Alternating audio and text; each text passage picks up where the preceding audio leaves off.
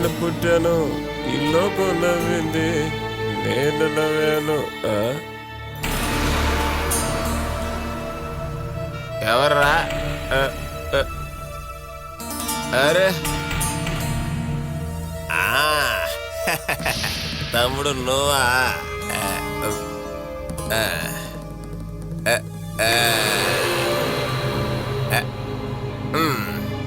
నువ్వేట్రా తమ్ముడు ఎక్కడికి వచ్చి కూర్చున్నా? నా భార్య అక్కడ నిద్రపోతుంది. అయితే రాత్రిపూట ఈ చోట్ల నేను ఉండాలి కదా. ఇది సందేహమా లేక ప్రేమ? అది నువ్వు తెలుసుకోవాల్సిన అవసరం లేదు. వద్దు, నాకు తెలియాల్సిన అవసరమే లేదు. నువ్వు ఎక్కడే కూర్చోవు సరేనా? అయితే గుడ్ నైట్.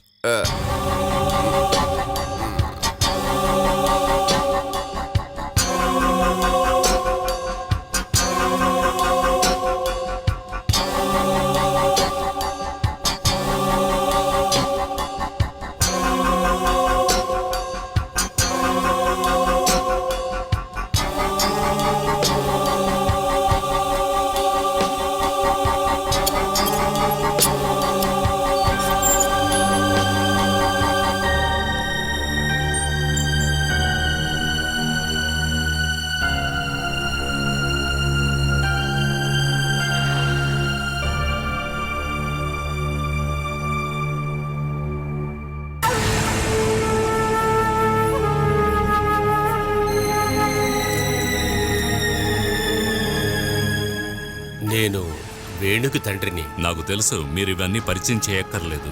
రండి లోపలికి.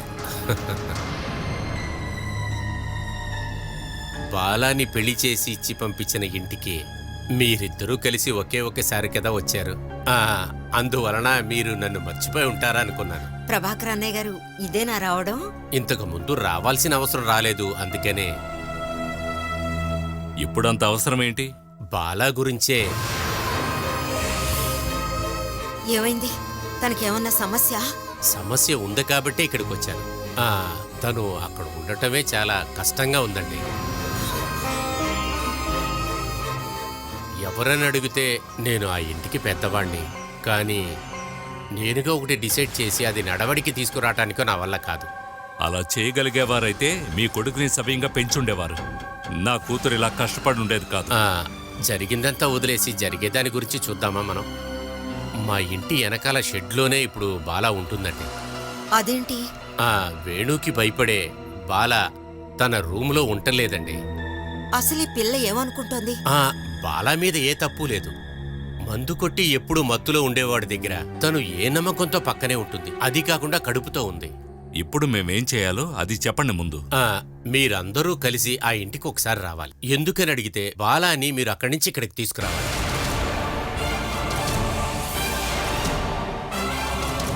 లేకపోతే బాలా అక్కడే చనిపోతుందేమో. ఈ వారం హరి గల్ఫ్ నుంచి వస్తున్నాడు. తొందరలోనే వాడి పెళ్లి కూడా జరుగుతుంది. అంతకు ముందు బాలాని ఇక్కడికి తీసుకొచ్చి మేము ఉంచుకోలేము. మనం అక్కడికోసారి వెళ్ళి చూసొద్దామండి. ఏం చూస్తాం? వాళ్ళ మాట వినకుండా ఇంట్లోంచి బయటకు వెళ్ళి ఉంటే దానికి మనమేం చేస్తాం? మనం వెళ్ళి బాలతో చెప్తే మాత్రం తను వింటుందా? తనేదో ఒకటి చేసుకొని. మీరు అలా వదిలేయకూడదు కదా. జయచంద్ర గారి దగ్గర నేను ఇక్కడికొచ్చి ఈ విషయం చెప్తున్నానంటే తను ఎటువంటి కష్టాలు అనుభవిస్తుందో మీకు అర్థం కావట్లేదు. ఈ విషయం గురించి ఇక ఈ ఇంట్లో మాట్లాడదు. హరి పెళ్లికు ముందు బాలాని ఇక్కడికి తీసుకొచ్చి చూసుకోవడం మా వల్ల కాదు. దాని గురించి మేము కనీసం ఆలోచన కూడా చేయం. తనకు ఏదైనా సమస్య అయితే హాస్పిటల్లో చేర్పించండి. అందుకు ఎంత ఖర్చు అవుతుందో మేమిస్తాం. ఎవరి దగ్గరైనా నేను చేయిచాపైనా తనకి కావాల్సిన అవసరాలు నేను చూసుకోగలను. కానీ దానికి జయచంద్రన్ గారి మంచి మనసు నాకు అక్కర్లేదండి. మీరందరూ తను వద్దు అనుకుని మా ఇంటికి పంపించారని నాకు తెలియలేదు. అది తెలుసుంటే నేను ఇటు వచ్చేవాడిని కాదు. ప్రభాకర్ అన్నయ్య, కన్న కడుపు బాధపడుతుందనే వచ్చి చెప్పానమ్మా. ఇక మీద మీరందరూ తనను మర్చిపోండి.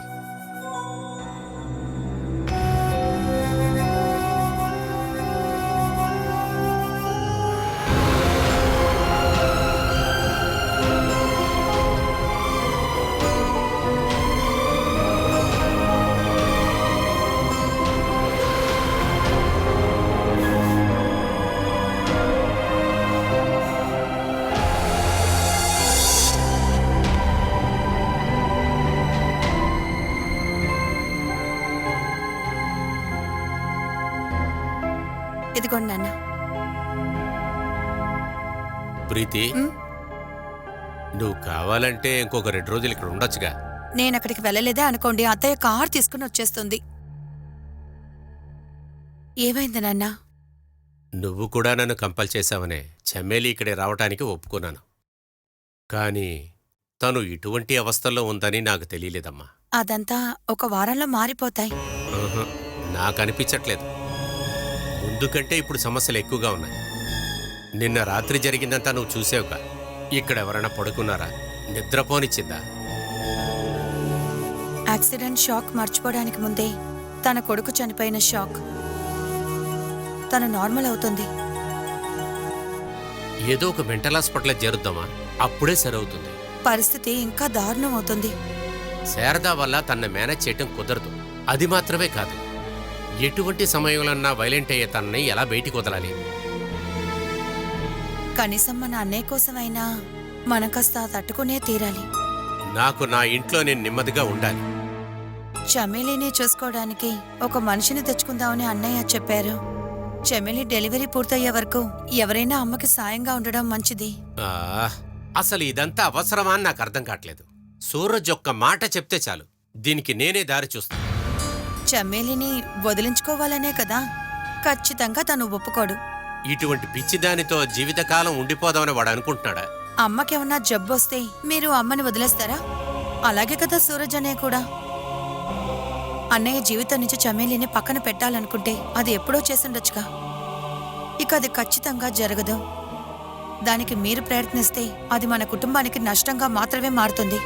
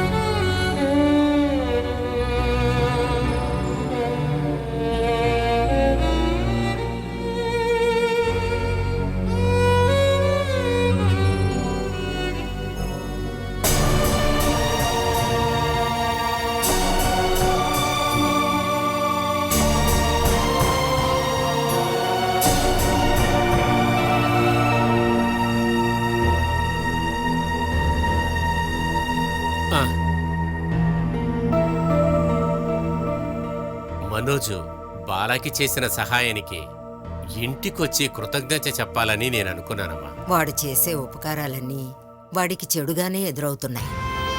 లేదు, బాలాకి జయాకి మధ్య ఎంత పెద్ద గొడవ ఉందని అసలు నాకు తెలియదమ్మా.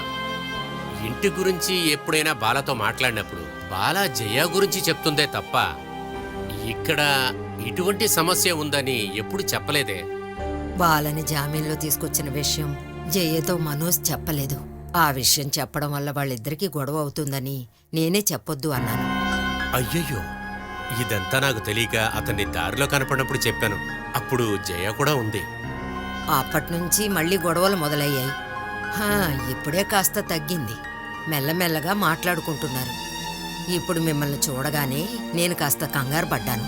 మీరు బాల విషయాలు ఏమన్నా కొత్తగా చెప్పడానికి వచ్చారేమో అనుకున్నాను.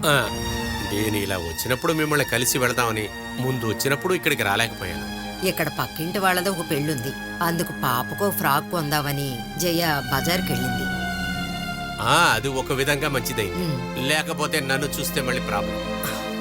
బాల్ ఇప్పుడు ఎలా ఉంది? ఆ విషయం ఎందుకు అడుగుతారులేండి. అస్సలు ఏం చేయాలో మాకేం అర్థం కావట్లేదు. మనోజ్ వచ్చాడు. మీరు టీ తాగండి, వాడు ఇక్కడికి వస్తాడుగా.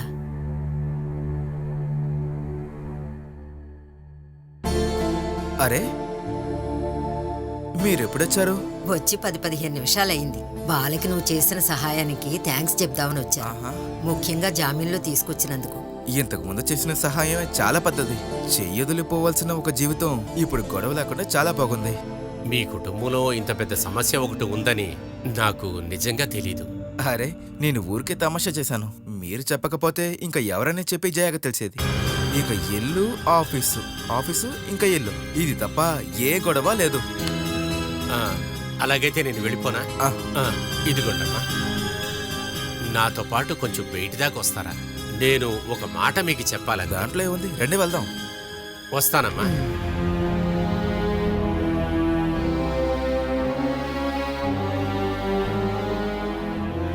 బాలాని జామీన్లో తీసినందుకు కృతజ్ఞత మాత్రం చెప్పడానికి రాలేదు. నాకది అర్థమైంది. మళ్ళీ బాలాకి పోలీస్ స్టేషన్లో ఇక జైల్లో అనుభవించే దానికన్నా రెట్టింపుగా అక్కడ అనిపిస్తుంది, అంతే కదా? అలాగని మనం ఒక్క మాటతో పక్కకు తోసేయలేం. ఇప్పుడు తను పడే అవస్థ. లేవే, పైకి లేవే, బయటికెళ్ళవే, వెళ్ళిపోవే, రావే ఇలా, రావే, నువ్వు జరగమ్మా, పోవే. ఏంటి కంగారు బాలా? ఇది తిను. నాకు వద్దు, నాకు ఆకలిగా లేదు. ఏయ్, నువ్వు ఇది తిన్న తర్వాత ఇక్కడి నుంచి బయలుదేరితే చాలు. ముందు తిను. నువ్వు తినలేదనుకో నేను తీసి నీ నోట్లో కుక్కుతానే. తినవే. తినలేదనుకో చేస్తావే. తినవే. తమ్ముడు వేణు, ఏం చేస్తున్నావు? తినవే. బిర్యానీతో ఆక్రమణతో పెడుతున్నావా? చేతిరా తను అయిపోయింది. ఈ రోజు ఇది మొత్తం తినేంత వరకు నేను వదిలే ప్రసక్తే లేదు. వద్దురా. తినని ఇక్కడి నుంచి ఎక్కడికి తీసుకెళ్ళకూడదు. హ, హాస్పిటల్ తీసుకెళ్లేంత సమస్య ఇక్కడ ఎవ్వరికీ లేదు. అరే అరే, వేడు, వేడు, ఇదంతా వద్దు. మీరు తీసుకెళ్ళిపోండి. వేడు, అరే.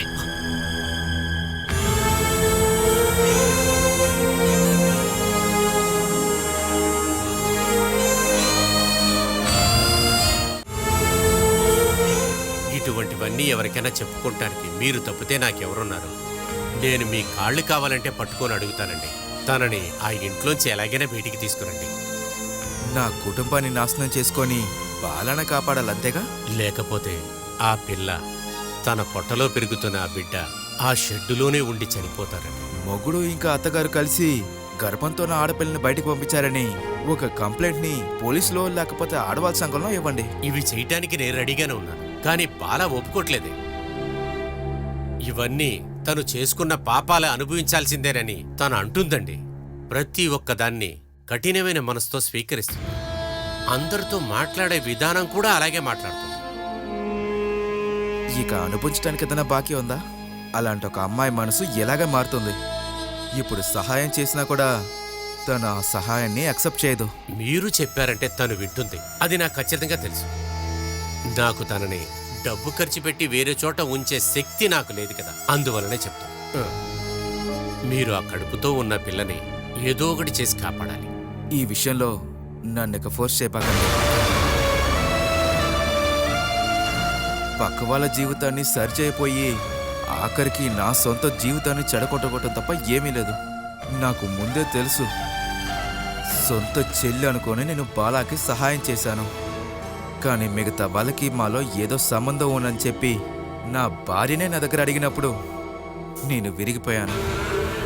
సొంత అక్క మనసులోనే సందేహం ఉంది. అలాంటప్పుడు మిగతా వాళ్ళు ఇంక ఎలా అనుకుంటారో? నాకొక పెళ్ళాం ఉంది, ఒక కూతురుంది. ఆ బంధాన్ని దూరం చేసే ఏ విషయం కూడా నేను చేయను. తన మందుల ఖర్చు, ఇక ఏదైనా ఖర్చుంటే నేను డబ్బులిస్తాను. అది తప్ప నా దగ్గర ఏ సహాయం కూడా ఎదురు చూడకండి. నేను ఎవరి దగ్గరికి వెళ్ళి చేయి చాపినా సరే, నేను కొంచెం డబ్బు సంపాదించడం నాకు తెలుసు. కానీ బాలాకిప్పుడు కావాల్సింది దానికంటే ఇప్పుడు అవసరం తనకి సహాయం చేసే ఒక మనిషి. ఆ ఒక్కదాని కోసమే నేను మళ్ళీ మిమ్మల్ని చూడటానికి ఇక్కడికి వచ్చాను. ఇంకా ఈ విషయం కోసం అయితే ఇక్కడికి రాకండి. నేను ఆఖరిగా నమ్ముకున్నదే మిమ్మల్ని.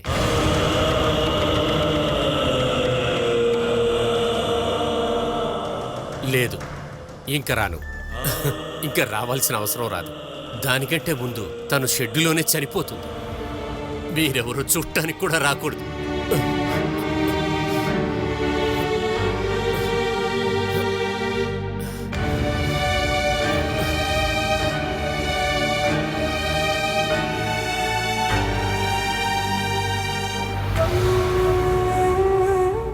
ఏం చెప్పి వెళ్తున్నారు మనోజ్? అతనికి కాస్త డబ్బులు కావాలంట. నా దగ్గర లేవని చెప్పినప్పుడు చాలా బాధపడ్డారు. వచ్చిన వాళ్ళందరికీ హెల్ప్ చేయడానికి నా దగ్గర బ్యాంక్ ఉందా ఏంటి? సహాయం చేయడానికి ధర్మప్రభువులే కానక్కర్లేదు. ఇక నేను ఎవరికి ఏ హెల్ప్ చేయను. మూసుకొని నా పని మాత్రం చూసుకుంటా. నా కుటుంబం అనే ఒక జీవితం నాకు చాలు. ఎంత సుప్పనాథగా మారాలో అంత బాగా మారిపోయా. ఆ, ఇప్పుడు నాకు ఒక విషయం అర్థమైంది. పక్క వాళ్ళకి సహాయం చేయాలనే మనసున్న ఒక మనిషిని నాశనం చేసేది, ఇంకా ఈ సముదాయం నుంచి దూరంగా పెట్టేది ఇంక ఎవరో కాదు, తన పెళ్ళాం మాత్రమే.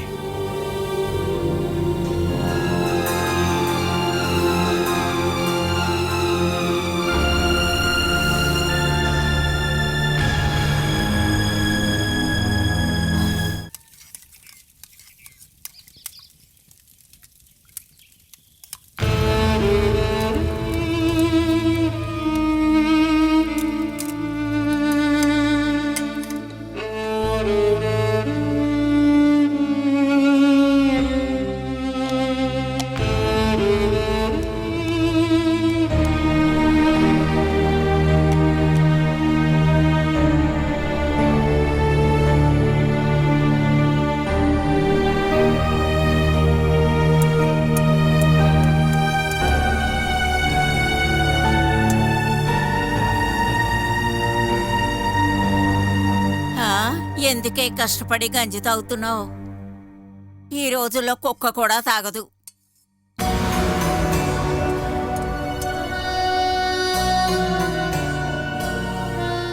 ఎన్నో రోజుల తర్వాత రుచికరమైన అన్నం తింటున్నాను. ఎన్నో కూరలతో అన్నం తింటున్నప్పుడు ఇంత రుచిగా నాకు అనిపించనే లేదు. ఇప్పుడు ఇదెంతో రుచిగా ఉంది. దీని పేరు రుచి కాదు, అసహ్యం. నువ్వెంచుకున్న అసహ్యం. అది ఇప్పుడు మొదలైంది కాదు, మీ అబ్బాయి నా మెడలో తాళి కట్టినప్పుడు మొదలయ్యింది. వాడి గురించి పూర్తిగా ఆరా తీసి పెళ్లి చేయాలన్న ఉద్దేశం మీ ఇంట్లో వాళ్ళకి అసలు ఎవ్వరికీ లేదు. అలా ఆరా తీసుంటే ఈ పెళ్ళే జరిగేది కాదు, నీకు ఈ పరిస్థితి రాదు. నువ్వు ఈ షెడ్లో ఉండడం మొదలుపెట్టినప్పటి నుంచి అన్ని రోజులు వాడు పూర్తిగా నిద్ర మానేసి నీ కాపలా కాస్తున్నాడు. అది నీ మీద ప్రేమతో కాదు, రాత్రులు నువ్వు పారిపోయి తప్పించుకుంటావేమో అని. కావాలంటే ఎక్కడికైనా వెళ్ళిపో. ఇక్కడి నుంచి నన్ను ఎక్కడికి వెళ్ళను? నువ్వు నీ ఇంటికి వెళ్ళొచ్చు కదా, లేదంటే మీ చుట్టాలింట్లో అయినా ఉండొచ్చు. ఎలాగైనా నువ్వు చేయొచ్చు. నేనెక్కడికి వెళ్ళినా మీ అబ్బాయి నన్ను కనిపెడతారు. ఇప్పుడు మునుపటి వేణు కాదు, ఆడవాళ్ళకి ఎంతో భద్రత కల్పిస్తున్నాడు. ఏదైనా ఛానల్కి చెప్పావంటే వాళ్ళు చూసుకుంటారు. ఇక వేణు ఇబ్బందే నీకుండదు. అలా నేను వెళ్ళిపోవాలి అనుకునుంటే ఎప్పుడో వెళ్ళేదాన్ని. ఇన్ని హింసలు తట్టుకొని ఇక్కడ నేను బతుకుతున్నది మనోవ్యాధి వల్లేమి కాదు. మరో ఆడదానికి పరిస్థితి రాకూడదనే. నా చోట ఇంకొక అమ్మాయి ఉండి ఈ వేదనలో అనుభవించకూడదు. వేణుగోపాల్ తాళి కట్టిన భార్యగా అతని బిడ్డతో సహా ఆయన ముందు నేను తలెత్తుకుని జీవించాలి. అంతవరకు నువ్వు ప్రాణాలతో ఉంటావని గ్యారెంటీ ఏంటి?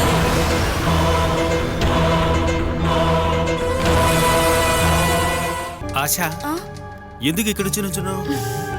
ఇవాళ ఇక్కడ జరిగింది అందరూ కలిసి వాళ్ళు వేసిన ప్లాన్ అని మీకు తెలియటం లేదా? నా షేర్ ఎప్పుడు వస్తుందని వాళ్ళు తెలుసుకోవాలనుకుంటున్నారు. ఇప్పుడు వాళ్ళు ప్రశాంతంగా ఉన్నారు. ఏదో గెలవడం కోసం ఆ విధంగా అక్కడ చెప్పాం, ఇస్తాం కదా. అన్ని విషయాలు ఇప్పుడే జరగాల ఏంటి? ఓ, ఇది అలాగా? ఒక నెల అవగానే అడగడం మొదలు పెడతారు. అందుకే నేను ఒక నెల అని చెప్పాను. ఇవన్నీ జరిగే విషయాలు కాదు ఆశ. ఇక్కడ అసలు ఏం జరుగుతుందో మీరు చెప్పండి. ఇక్కడ అందరూ చూస్తూ ఉన్నది నీ షేర్ ఎన్ని కోట్లు వస్తుంది అన్నది. వాళ్లకున్న ఆ ఉద్దేశాన్ని మనం దూరం చేయాలి. ఇకపైన ఈ విషయం ఇంట్లో మాట్లాడిన విధంగా ఏదో ఒక సంఘటన జరగాలి. ఇక్కడ అలా ఏం జరుగుతుంది? ఏది జరగదు, జరపాలి. వాళ్ళ దృష్టి మరలే విధంగా ఏదో ఒకటి.